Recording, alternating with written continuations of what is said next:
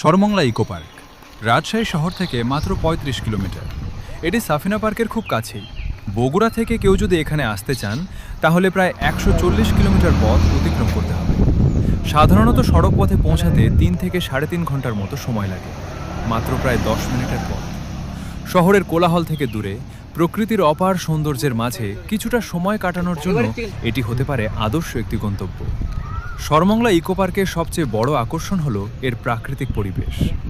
চারপাশে সবুজের সমারোহ, নির্মল বাতাস এবং শান্ত পরিবেশ মনকে মুহূর্তেই প্রশান্ত করে তোলে। পার্কের পাশ দিয়ে বয়ে যাওয়া পানির স্রোতের মৃদু শব্দ প্রকৃতি প্রেমীদের জন্য এক অন্যরকম অনুভূতি এনে দেয়। পাখির ডাক, সবুজ গাছপালা আর জলের কলকল ধ্বনি মিলিয়ে এখানে তৈরি হয়েছে এক অপূর্ব প্রাকৃতিক আবহ।